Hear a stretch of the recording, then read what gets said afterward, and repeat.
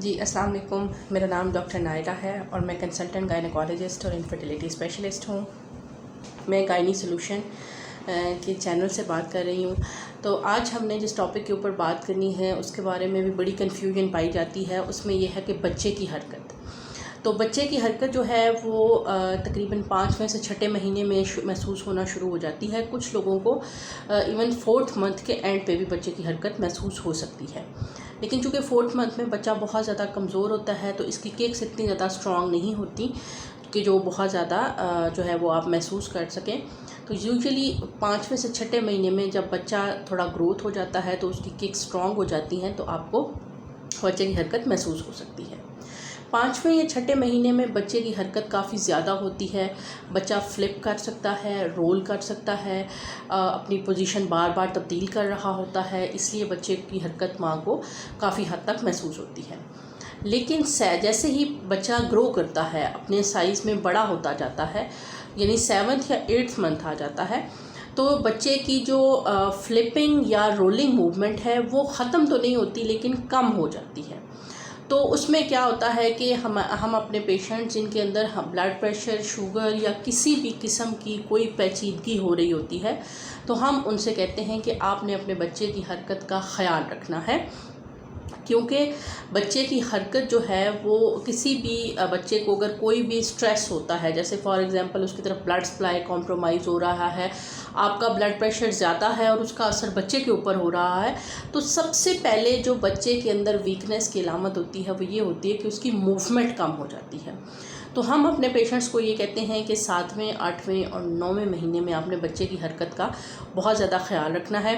جس کی وجہ سے بہت سارے پیشنٹس کنفیوز ہو جاتے ہیں۔ وہ سمجھتے ہیں کہ جی 5ویں 6ٹھے مہینے میں تو بہت اچھی حرکت ہو رہی تھی لیکن اب تو ڈاکٹر صاحبہ حرکت نہیں ہو رہی ہے۔ تو آپ نے ایک چیز کا خیال رکھنا ہے کہ ہر بچے کی اپنی ایک موومنٹ کا وہ ہوتا ہے، پیٹرن ہوتا ہے،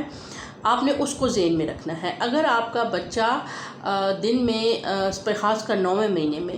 12 سے 14 دفعہ حرکت کر لیتا ہے تو وہ کافی ہے۔ ہر گھنٹے میں 1 سے 2 دفعہ حرکت کا ہو جانا نارمل ہوتا ہے۔ لیکن اگر آپ کو محسوس ہو کہ آپ کا بچہ حرکت نہیں کر رہا تو آپ نے سب سے پہلے تو کوئی انرجی سے بھرپور کوئی خوراک لینی ہے، کھانا کھانا ہے اور سیدھے نہیں لیٹنا۔ جب آپ سیدھا لیٹتے ہیں تو آپ کے بچے کی طرف بلڈ فلو جانا منیمم ہو جاتا ہے۔ آپ نے کوشش کرنی ہے کہ کروٹ دائیں یا بائیں کروٹ پہ لیٹیں، پراپر کھانا کھائیں، کوئی سنیک لیں اور دوبارہ سے اپنے بچے کی حرکت پہ غور کریں۔ اگر بچہ 2 سے 3 گھنٹے تک حرکت نہ کرے تو ممکن ہے کہ بچے کا سلیپ پیٹرن چل رہا ہو، کیونکہ بچہ کم سے کم 90 منٹ اور زیادہ سے زیادہ 3 گھنٹے تک مسلسل سو سکتا ہے۔ تو اگر آپ کو 3 گھنٹے کے باوجود بھی حرکت نہیں محسوس ہوتی ہے تو آپ نے اپنے ڈاکٹر سے ضرور رابطہ کرنا ہے، اور خاص کر اگر آپ کو شوگر یا بلڈ پریشر کا مسئلہ ہے یا آپ کی پچھلی پریگنینسی میں کوئی پیچیدگی ہو گئی ہے تو آپ نے بچے کی موومنٹ کے کم ہونے کو بالکل لائٹ نہیں لینا۔ فوراً سے پہلے اپنے ڈاکٹر سے رابطہ کریں اور ان کی ہدایات کے مطابق اپنے بچے کو جو بھی وہ کوئی کہیں ٹیسٹ CTG جو بھی کرائیں تو وہ آپ نے ضرور کروانی ہے۔ لیکن جو ہے وہ اس ویڈیو میں آپ کو یہ بتا دینا چاہتی ہوں کہ جو 5th اور 6th منتھ کی موومنٹ ہوتی ہے وہ 7th اور 8th منتھ کی موومنٹ سے مختلف ہوتی ہے۔ 5th اور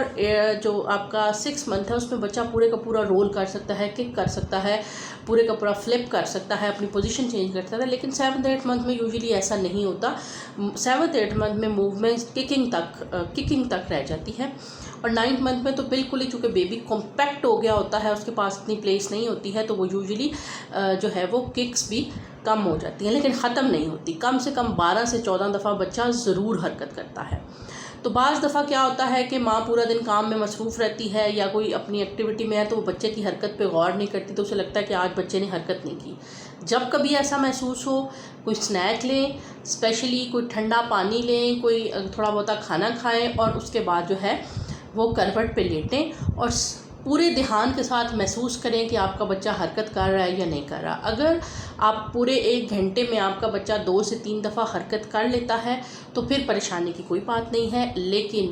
پورا دھیان لگانے کے باوجود بھی اگر آپ کو بچے کی حرکت محسوس نہیں ہو رہی ہے تو فوراً سے پہلے اپنی ڈاکٹر سے رابطہ کریں اور ان سے کنسلٹ کریں کہ بچے کی موومنٹ نہیں ہو رہی ہے، وہ آپ کی ہسٹری کے مطابق آپ کو گائیڈ کرے گی۔ اور اگر آپ کو پچھلی دفعہ آپ کو کے ساتھ کوئی بیڈ انسیڈنٹس ہو چکا ہے، آپ کا بیبی پیٹ میں فوت ہو گیا یا خدا نخواستہ کوئی مسئلہ ہوا ہے، تو پھر آپ نے خاص طور پہ اپنے بچے کی حرکت کا خاص خیال رکھنا ہے، کیونکہ ظاہر ہے کہ بچہ آپ پیٹ میں گھر لے کے گئے ہیں کلینک والے کو، تو آپ نے بتانا ہے کہ میرے بچے کی موومنٹ کم ہو رہی ہے یا نہیں ہو رہی ہے۔ یہ گائنیکالوجسٹ کی ذمہ داری ہے کہ جب آپ ان سے کانٹیکٹ کریں تو وہ آپ کو پراپرلی رسپونڈ کریں، اس پہ گائیڈ کریں کہ یہ نارمل ہے یا ایب نارمل ہے، یا اگر وہ ایب نارمل ہے تو فوراً سے اس کی CTG کروائیں، کیونکہ